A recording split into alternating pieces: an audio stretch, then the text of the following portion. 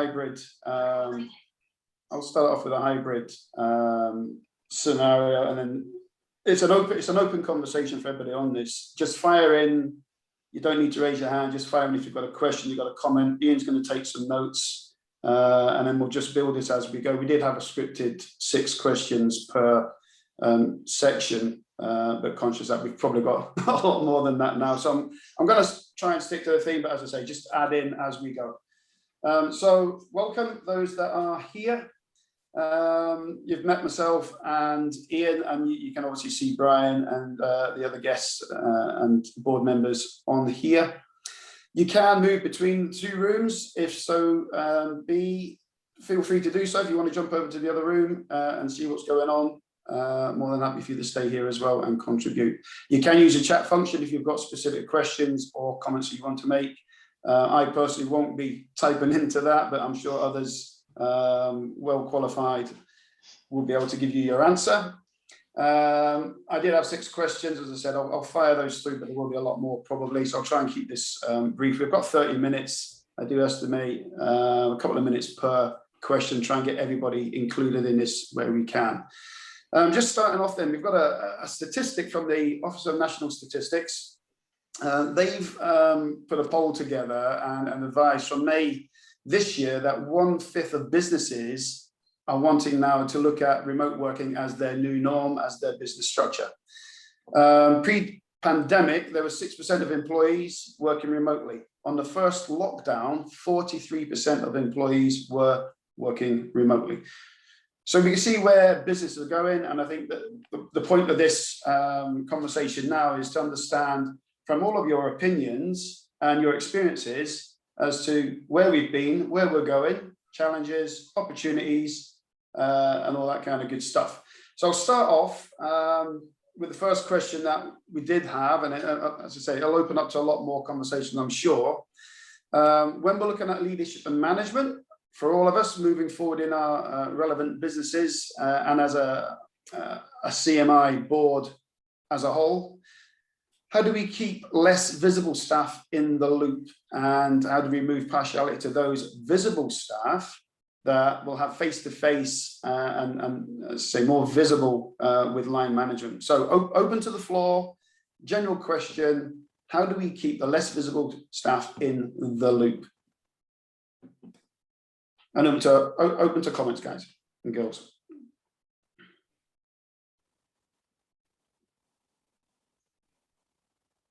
Anybody? There's a lot of people on mute at the minute. Yeah, Phil, I'd start you off because there's a link into my area as well, because as we know, linked into some of these home working figures, that we know there's been a particular gender imbalance around caring responsibilities when we're working from home. And so again, keeping staff included. I, just to give a specific example, had a peculiar onboarding with a member of staff who came from Kazakhstan during lockdown. And one of the huge challenges was they have a very different university sector and culture. So whilst he is going to all these meetings and feeling included, what he's missing out on is all those office nuances, the little practices about the formality of the workplace, about what's acceptable and not acceptable. You know, and in some countries, they've got this bizarre setup that, you know, the university professor must not be questioned. And if you say, I require you to be there at 3 in the morning because that's when I've decided to teach you, so they will be. As we all know, we more operate around our students. So you've got these huge cultural differences. And one of the ways I tried to tackle it was to get members of staff to drop in. You know how we've all fallen into this formal meeting structure? Mm-hmm. But if someone's showing us free on Zoom, on Teams, on whatever you're using, nobody drops in to say, hi, how are you doing? And I think that's a skill we've lost. We're all in formal meetings now. I don't know what everyone else thinks of that. It's all become really formal. Yeah. Well, another observation from my perspective is when you're in an office environment, it generates a lot of conversation that wasn't part of any meeting structure. You learn a lot more about the business. You learn a lot more about people in general, personalities, which is a big thing within most organizations. those that aren't as visible now within the organizations will have that impact where they don't have that engagement. They don't, and body language plays a large part within meetings, how people express themselves through body language. Generally, that won't be visible unless you're taking part in Zoom or Teams meetings. So really, it's has anybody on this call got any experience where good experiences, good practices have helped include those less visible people? So again, open to the floor. I'll just put a link in the chat for a meetup this afternoon about this issue that we dealt with when I was working at BT earlier in the year, and how we built a virtual office. Now, the thing is that what we're talking about now going in the future is not lockdown, because lockdown's ending, right? So we won't be talking about homeschooling because that won't be an issue anymore. So the things that we've had to deal with in lockdown have not been typical of usual remote working. So, you know, I mean, I was a single parent myself once and completely recognized that the issues to do with going into the office, because then I had to look at childcare, and they talked about body language and culture. And of course, I was then locked out of going to evening events to do the networking because I had childcare. So there's balances both ways, right? And of course, I can see you nodding your head, right? So we do get body language on Zoom. I mean, you can't see what my feet are pointing, but who cares, right? You get tone of voice, you get all that stuff, right? So what we, I think, need to be thinking about, what is the work landscape going to look like, right? And who needs to genuinely be in the office, and what do managers do about that? Now, the trend now is more towards servant leadership, where the management enables, supports, listens to people, a lot of that. So rather than saying it's a hybrid culture, you have to come in 2 days a week, like which is what some companies are doing, or minimum. It's hybrid. Work it for yourselves where you are best and most effective. Because some people prefer the home if they've got the right setup. Some people prefer the office if they want that and they're living alone, or maybe their equipment's poor. So therefore, hybrid should mean people can select and work in the way that suits them best. And if they're disabled, it might be that they're better at home because their disability proves like mobility challenges and transport challenges. Or maybe they're on the neurodiverse spectrum, in which case they actually prefer a quiet place where they can focus better. So the new workplace will be a mixture of people who preferably want to come into the office and people who don't want to come into the office. And people will know where they are most effective. So it'll be working around that. Now, what we don't want to do is then exclude people because they're not in the office, right? Because then what you can do is set up team agreements. Like, this is our team and this is how we function. So there's a risk that, let's say, 4 people are in a meeting room and 3 people are remote, they get sidelined. Well, make the facilitator remote. And then the people that are remote will get first preference, or maybe the people who are remote get to speak first. Right? And the thing that I pointed to in the meetup is create these spaces. Right? So if you're missing those coffee conversations, create them online. Now, they won't be the same. You can bring a coffee if you want, but these culture things really matter. And when I go, I mean, I'm an independent consultant, when I go from place to place, the cultures are very different. And of course, I need to learn that culture quite quickly to be effective. So set up culture sessions, set up onboarding sessions, because onboarding is absolutely critical for people joining, especially in lockdown or especially remote. And the other final statistic is that people, I think, on average, are in a job for about 5 years. So that means in the last 15 months, probably 20% of your workforce is new and has never been in an office. I never went into a BT office in the whole time I was there. I'm now working in South Wales, despite my background, right? I'm probably never going to go there either, right? So a lot of your workforce never had that office experience and might never will. So it's not the same workforce that you used to have. Right, so think about the implications for them. If they've been onboarded, I mean, only this morning, I heard about a colleague that's working somewhere else. They thought they could work remotely. They decided to make some life choices. Now they've been told to go back to the office, and so they've been sacked, right? Because these are the choices that people are now making based on the new possibilities. So as much as possible, we need to be inclusive and listen. Yeah, yeah. You mentioned a good point there, Craig. IT support. I've certainly experienced a very limited IT support with a failed laptop, and it's taken 5 days to replace that. Generally, are we seeing across our organizations, there is the IT support. People at home, remote working, do have the connectivity, do have the hardware, all that kind of good stuff, the training, online tutorials, all that kind of stuff. Again, open question to the floor. What are we seeing to enable us all to be able to get our job done from an IT perspective?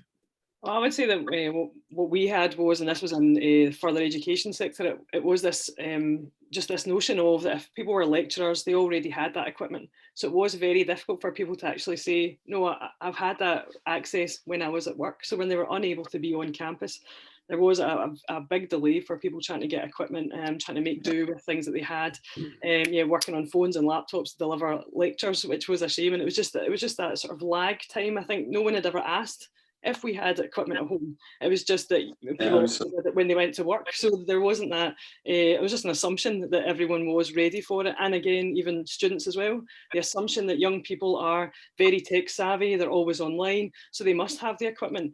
And it's just the slow realization that in actual fact, what the students do use all the time, whether it's the GRAM or their communication tools, it's not the same as then switching to online lectures and having to be self-sufficient and organized. So that definitely had an impact on staff and students. It did get better once they realized, but again, it was that how the logistics of trying to get equipment out, and then also being further education where they struggle for cash. How do we get those pieces of equipment back when students finish the academic year? So that's definitely a problem, you know. So so I'm sure that will take even longer to get those things back. But absolutely have an impact on well-being, being able to engage, even people just to be present at work as well and attend meetings. So it did have a big impact on lots of different people. I think being an academic now, I like to complicate things. It's my hobby. But I agree with a lot of what you're saying, Craig, there around hybrid working and the individuality elements of it. But I think part of the complexity for a manager is also, firstly, there's a difference between someone's preference and their need. I always like to throw in the fact that managers also have a right to manage, and staff members are engaged in different ways. But I think the real challenge going forward is it's easy if we look at our workforce as, the sort of bubble. But I think coming from a service background, what is it our customers want? In my case, the students, the customers, where we engage. And I think, a lot of my colleagues have really settled in, feel they can lecture at home from anywhere in the world and things, and feel that that's the new norm for them. But the students certainly don't want them sitting in their houses and speaking on, whatever platform it is as well. So I think for us going forward, it's managing our people's desires and expectations and our internal culture with the services that we all provide. And I think that starts to make things more complex. You've mentioned a good point there, Brian. Management and leadership, training. Now, this is a whole new ball game that we're coming into with the whole hybrid working. What training, anybody there that's implemented any new leadership or management training for their managers to help manage this whole remote working type thing? Has anybody experienced that? Has anybody implemented any type of training? Because I certainly haven't seen any as yet within my organization, and how you cope with hybrid working and what training protocols we've got. Hi, Phil. It's David, and I'm not sure I've met others before.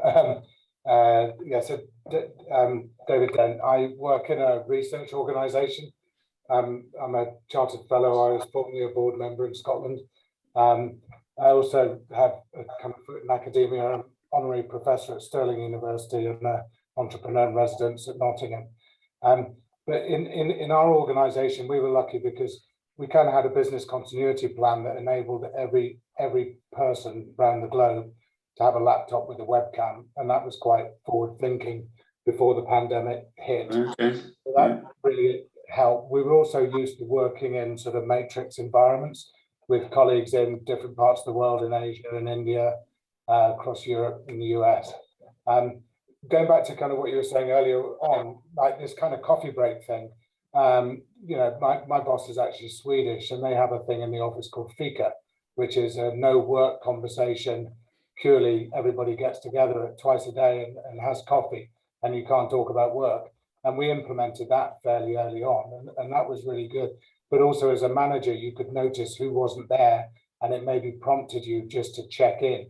And also, I think we got more used to asking the questions that maybe we would have seen as a bit intrusive previously.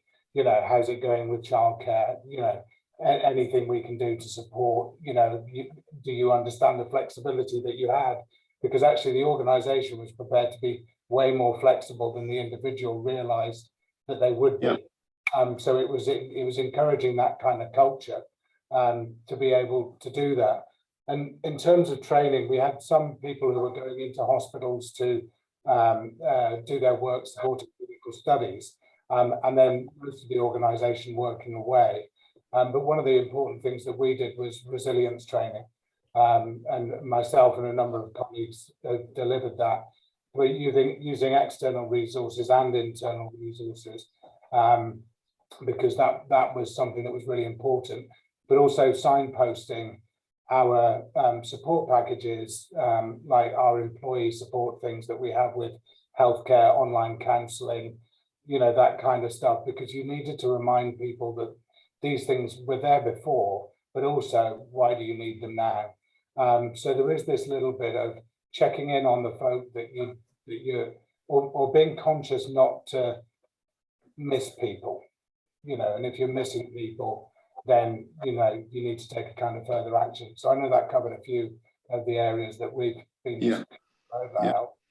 Did you have any gaps, David, in from your laptop and your webcam, the Luddites of this world? Did you have any gaps in IT proficiency with any of the employees that needed extra support? I mean, not so much. I think you know, broadband was one of the things that was a challenge, and I know I have a daughter in university, and I think what we have to be aware of is that if we're in a privileged position, like probably most of us are, we're not relying on a mobile phone to join lectures when you're worried about your data usage, and I think we have to be really careful that we're not excluding people because of poverty or, you know, training, or somebody, you know, speaking a different language, or, you know, these different types of things. So not me personally, I think it's an important thing we need to consider as managers. Yeah. Okay. That's a really important point, and I just chipped in there because actually this happened to me this morning. I was speaking to a colleague who was on a different broadband provider, and they were doing some work, and so he had no broadband. So then he had to fall back to his mobile phone, and it was poor reception. So his audio kept on cutting out, and he had to go no video, and basically he was this disconnected, literally.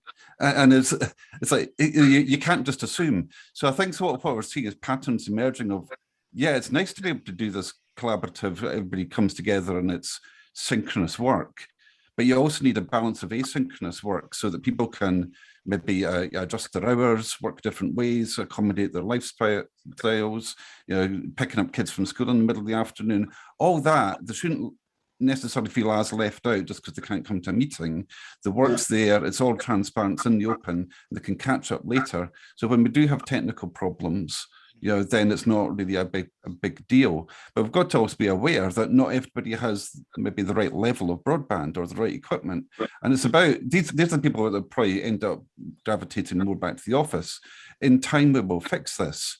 But I did see a few companies that had started off from a position of, remote working's kind of an occasional thing. You can do it now and again. And their office experience had optimized for desktops. So, and therefore there was no laptops. So when everybody had to work from home, they couldn't take the desktops away. These are the organizations that really struggled. The organizations that at least had been thinking about remote working for things like Icelandic volcanoes, or strikes, or red weather alerts, or in fact, the events that happen every other year, the organizations that proactively thought about resilience had at least some capability. You know, so, you know, like the BT, they sent me a laptop, because although I could use my own one, the office one had a better experience, right? But But yeah, there's a lot of these issues about technology that hopefully we've got a lot of them sorted. But you know, I'm aware of some companies that had a lot of, let's say, on-premise equipment. Therefore, it was quite difficult for them to really completely pivot to a full cloud, you know, great experience from remote. So there's a lot of what we might call more digital transformation challenges that were going on anyway. Yeah. And in time we're getting on top of them, but it won't be an overnight thing. It will take years. That's a good point, Craig. Moving on to then the strategy. Organizations, there's a lot of stuff discussed there, a lot of things to consider. Has anybody experienced yet an organization building their strategy around the office working and hybrid working and actually building that into their business plan? Has anybody experienced that as yet? Yeah, I certainly have. We as a business are resizing our offices to take around about 50% of our, you know, the staff assigned to that office going forward, with the expected pattern being you're only in attendance maybe 2 days a week max in the office, and the rest of the time we'll be working from home, obviously with extremes maybe at the end of the scale. I'll probably be at one of the extremes where I will unlikely ever be in the office, and others where it's more suitable for their domestic situations that they'll be more office based and less home working. But it's really interesting for me, and this is one of the things that I really wanted to sort of discuss with everybody, because we're in the genesis of developing this strategy and kind of we're fumbling around in the dark a wee bit, and trying to get this one size fits all solution for not a one size fits all staff base. And it does fit into some of the equality challenges that we've got, some of the general, I think, was it Craig said it, you know, how we get people to work best in the environment that suits them best, but also how we get the trust and support around them to further their careers. It's fascinating. Was any canvassing done of the staff on that one, Ian, to get that demarcation of who wants what, so that you could build your portfolio and say, well, this is how we're going to build a strategy? Yeah, we did a huge amount, and we've done it at local levels. So we've obviously not rolled it out company-wide yet, because we're too big to do that, but Edinburgh is one of our pathfinders because we happen to have a break in our office lease that we've activated to move into smaller premises. But we spent a few months canvassing the staff to try and find out individually what works best for them, and fed that all into the sausage machine and came out with this about 50% sized office space with Was that the expectation? Was that the expectation that your organisation felt going through that 18 months of hybrid? Yeah, and interestingly, within that sized for 50%, we've gone very much more for the more collaboration space and less desk space. So when teams are coming in, it will be to come in as a team and to collaborate rather than individuals at a desk, which is quite interesting. That was a little more surprising to me. Yeah, and we touched on the point there, Craig. You mentioned offices with built-in PCs within the strategies. Has consideration been given to people now with remote working laptops and everything else? Docking stations now accommodate the laptops so that they can choose either, or is it still hard? Well, I don't really know. I mean, I'm working for Admiral, and they're based in Cardiff, and I don't think it's likely I'll be going to their office. But interestingly, as part of the strategy, I'm quite new to Admiral, but reading up on them, they've won like Best Workplace Award 21 years running in the finalists. However, that award was based on the culture of being in the office. Now, they don't want to lose that, but recently people who were going into the office before lockdown and who had individual desks are now being asked to come back and clear their desks because they're pivoting to a flexible future. Now, I don't know, presumably you would hope that the laptops are going to work if they do need to go back into the office, but this, as in terms of a strategy, they very much want to keep that culture going, but they have actually now totally changed. So, I mean, although I'm a consultant, I wouldn't necessarily expect to be local to where I'm working. They're actually now hiring people who are not local to the office permanently. So they are making permanent changes to their hiring strategy. And obviously, being in Edinburgh, trying to get to Cardiff was a bit of a nuisance in the past. And so therefore, as a company, they were limited in who they could hire, because it was people that were local to that part of the world or their transport links. But now they've opened up the talent pool to anybody in Britain. Right, so actually it's a benefit to the organisation. But yeah, they've got to really think about how the office is used in future and how they bring people together. Yeah, that's a good point. Demographics, bigger pool for talent. Excellent. David, conscious you had your hand up for a short while there. Fire away. So yeah, we had a kind of survey out to sort of 18,000 employees about this subject, and it was kind of 30% wanted to kind of come back into the office. So I thought that was quite interesting, and we're accommodating that through lease expiries as well. But I think what we've got to consider is like three things. One is the need of the individual, which is really important to seek those views, but also the need of the business, because one of the things that you need to consider is somebody decides to go in one day, somebody else decides to go into another day, and I think just what mentioned, whether you go in as a team. I know some organisations that are going in and they're booking the time in with the colleagues that they need to connect with, and also the need of your users or your customers or your clients, because I found our clients want us to go see them more than we want internal meetings. And just one other little observation briefly was I found us very much more connected with our clients, because if I'm meeting a chief executive of an organization or whatever, I'm sitting there with him in his spare room or her in her living room or whatever, and they're sharing the woes and troubles of everything that's gone on. And actually, in some respects, there's been an upside where you're building stronger connections remotely, which is quite unexpected for me. Yeah, excellent, good point. Okay, let's move down to, I think, because conscious of time ticking by, challenges, opportunities. Then opportunities.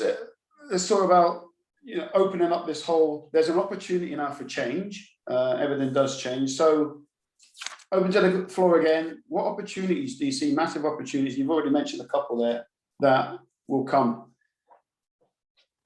And I've got a minute. Just saying the breakout rooms will close in 1 minute. So fire away now.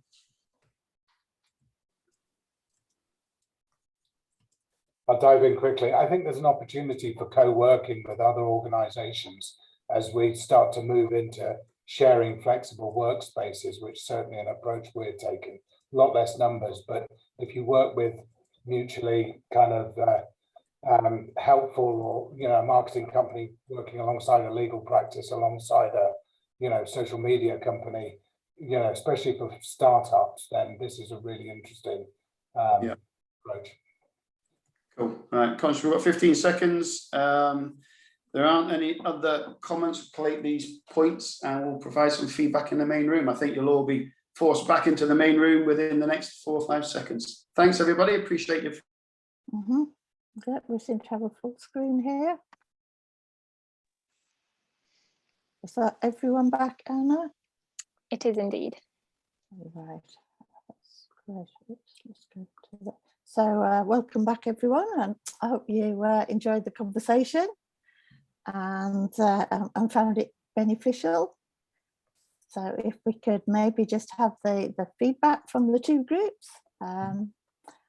Logan, would you like to start us off? Sorry, I'm just putting you on the spot there. No trouble. That's fine. That's fine. Yeah, certainly. So it's a good session. I think what we were saying there is it's probably 2 topics that you could talk about for more than an hour, but obviously we're keeping things fairly focused and the like. So we had an opportunity to get to know some of the people that attended, which is lovely, and hopefully that can be the impetus to work with people more and more. Yep. We're tackling strategy and culture, and Saf had asked, and Richard had asked a really good question to see whether or not the organisation were actually genuinely buying into changes to their strategy off the back of the pandemic. And I think for some instances from our guys, the core of what the organization you work for had to remain the same by virtue of the fact that that's what they needed to do. I think Mona, you were maybe mentioning that one, obviously. But out with that, there's some suggestions of good practice that we've seen so far. Support around when people should be answering emails. The organisations maybe suggested switching off your phone and trying to force that sort of work-life balance, so we're not blurring the lines between the two. So there's probably been a couple of examples of good practices out there, but we did kind of round out the conversation around that one to say there's obviously more that can be done. I think we're seeing something that would be of interest, certainly from our group, and definitely the board will take this on board, is around the sort of leadership and management skills that we're going to need going forward, whether it's supporting people remotely that we might never meet because we're only recruiting online, or we're managing people online that we've never met.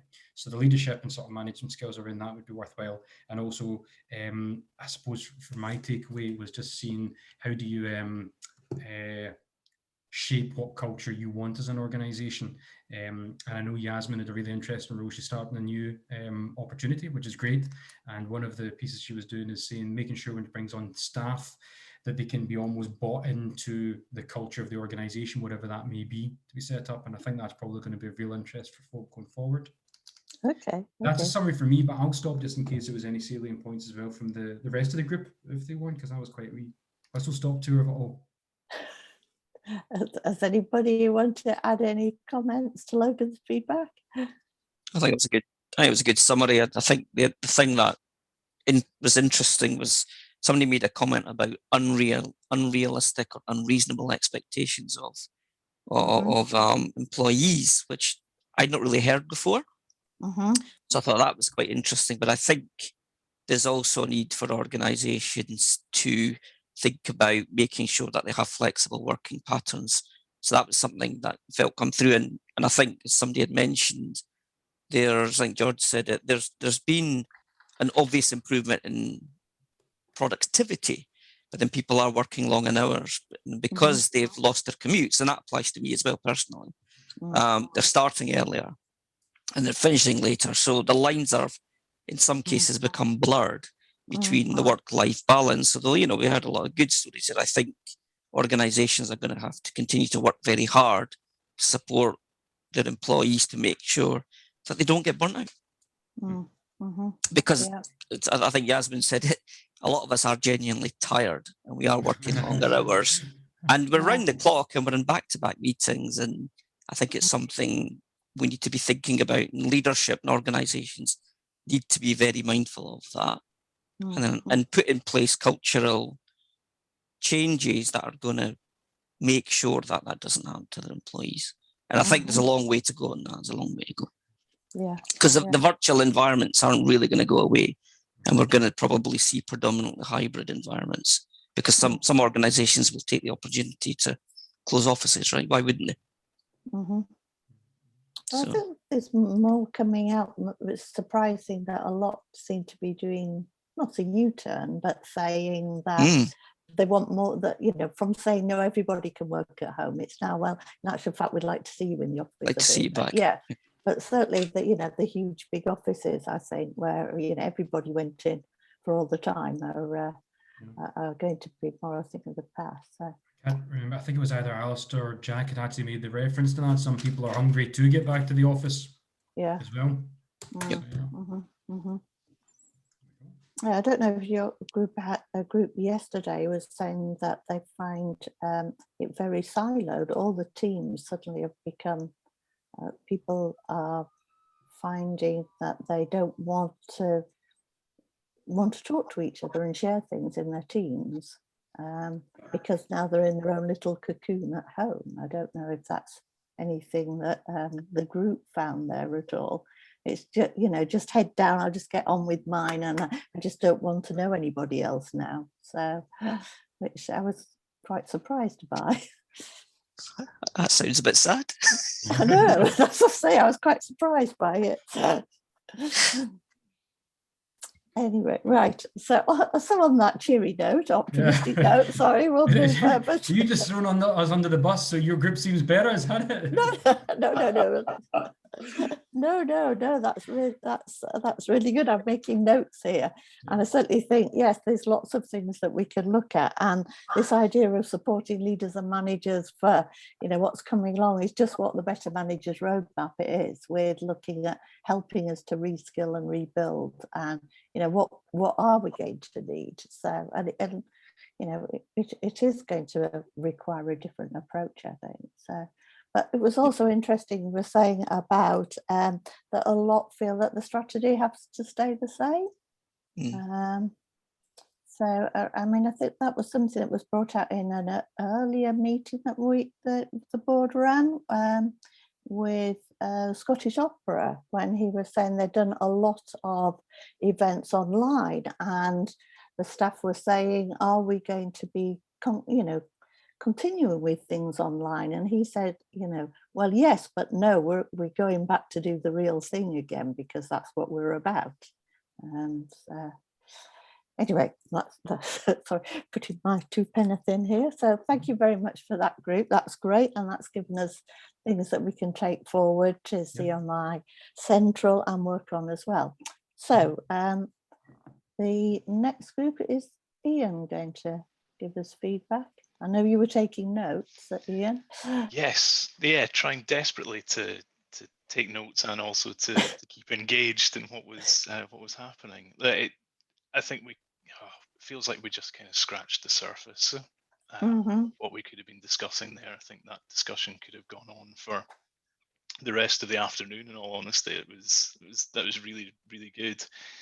Some really interesting commentary coming out around. Let me just apologize for looking down and not in the camera. I'm just referring back to my notes. There's some really, really interesting discussion, particularly in response to how we perhaps keep less visible employees and team members in the loop about maybe putting team agreements in place that sort of capture the values and how that team in itself proposes to work, and actually just, I think, creates an agreement whereby the entirety of the team inputs into, and I really liked that. I thought it was a really good idea.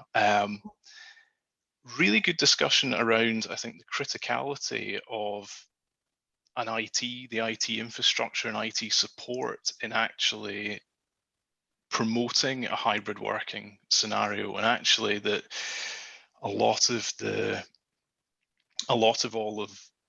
hybrid maybe ways of working actually all boil down to, do we have the right IT in place to support this? Do people have the access to the right kind of laptops and webcams, and is their broadband sufficient? Which, you know, and it's thinking that is something that we've all encountered, and that's a difficult one to solve. But it really is absolutely critical. And then we kind of picked up on some interesting, it looks like, certainly I'm experiencing this, and at least one other member of our group was experiencing this, where we're seeing overall changes to the hiring strategies in big companies, that we're not hiring at a local level anymore for local offices. We're hiring with a hybrid working scenario in mind. So, you know, instead of the Edinburgh office of a company looking for Edinburgh-based staff, they're opening that application to the best people from globally in some cases to fulfill that role, which is quite a profound strategy change to the hiring. And then pushing forward, I think we're all really, it's quite exciting just how we're trying to balance up the needs and the requirements of the employer and the employee, now that it does look like we're not really going to go back in many instances to this formal 9 to 5, everybody in the office scenario. And it was just really good. I think that was the key bits I'd managed to pick up. If anyone else has anything, any other points they want to fire in, please do. Anybody got anybody from that group? I would say just, oh, sorry, Brian. Go on, Pamela. Sorry. Oh, no, sorry. I was just going to say, I like the both David and Craig. You know, were really helpful in their discussions, and also from their different fields that they work in as well. But it was the idea of, Craig said, about allowing people to have that option to be synchronous working or asynchronous as well, so that, you know, that we recognise it. So again, just what Ian was saying about that contract of how do you want to work and what's going to suit you best. So I really liked that idea that there's that understanding that we have to look at, you know, what do people want when we're trying to keep them, it's trying to be inclusive, it's trying to make sure that we are matching the needs and the wants of what the staff have and what suits them. But also then David was talking about this, an opportunity to work with, you know, other companies, other sectors, and he was saying especially for startups, so that kind of you can get better access now than maybe you did before.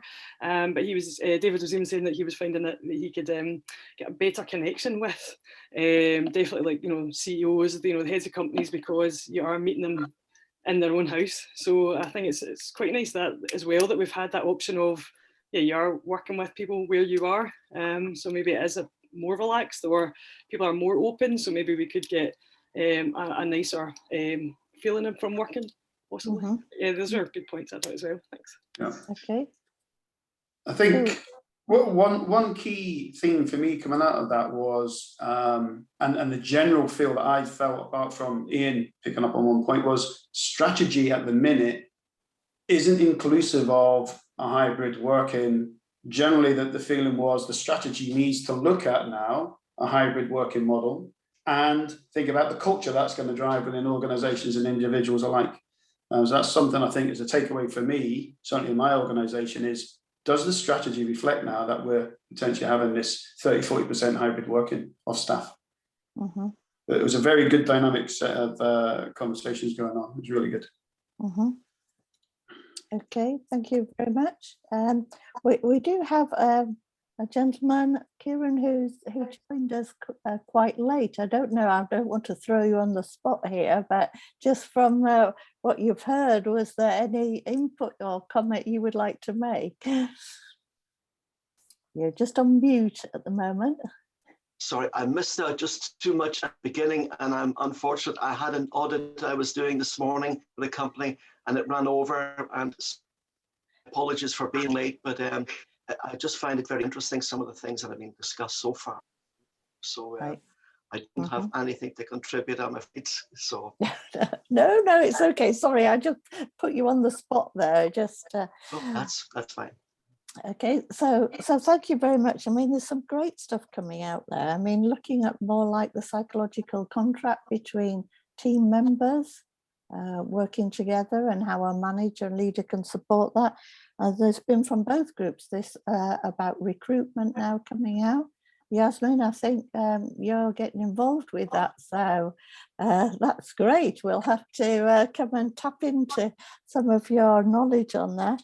And it just shows that although we try to break it up into themes, they're all, you know, they're all interdependent because of the strategy and the hybrid working, and actually trying to look at that in a round, rather than, you know, one's operational and the other's strategic. What other? Oh, and the idea of other sectors as well, being able to meet with other sectors. I mean, this is one of the things that the Scottish Board hope, well, and CMI centrally, that we can bring together people from different sectors, and they can help and share their experience, so we can learn from the different sectors as well. So thank you very much. I can see in the chat there is some team agreements here. Craig's it's linked to some documents that I think might help. Just when you were talking about team agreements, rather than taking up time, I just posted a few links. There's tons of stuff out there. So great. Oh, thank you. That's very helpful. So anybody want any more questions, any more comments? We're just going to be opening a word cloud now. So what we would like to do, if you would possibly be able to open another tab or on a different machine, to identify a challenge in 1 or 2 words you'd like to overcome in the next 6 months. That will just give us some pointers of things that you feel are important for leaders and managers in Scotland.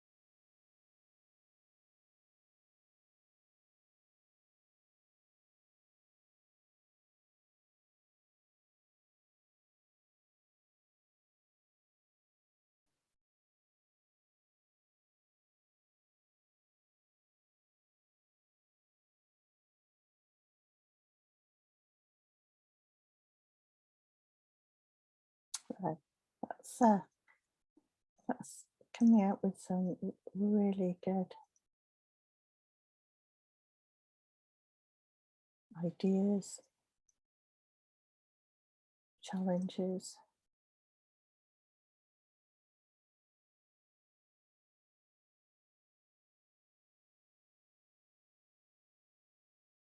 Is that the poll closed now, or we're still adding to it?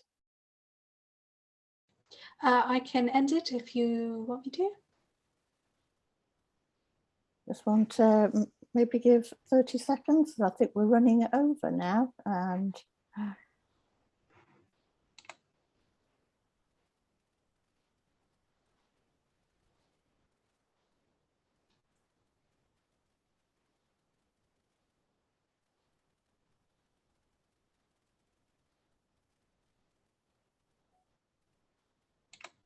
okay, shall we close it? Right. Well, thank you very much for that. Certainly balance and culture were coming over loud and clear on the word cloud. So there's something obviously we need to pick up on, and that will help shape what we're doing going forward. So I'd just like to thank you very much for your time today, for your input. It was great to meet you all. One day we might actually be able to meet you all, and we'll be able to we'll publish the word cloud so that you can see it as well. And please, if you've got any comments, questions, meet the board, you know who we are. Please get in touch with us. And thank you very much. Enjoy the rest of your day. Thank you. Bye-bye. Cheers. Bye. Thank you. Thanks, everyone. Thank you. Okay.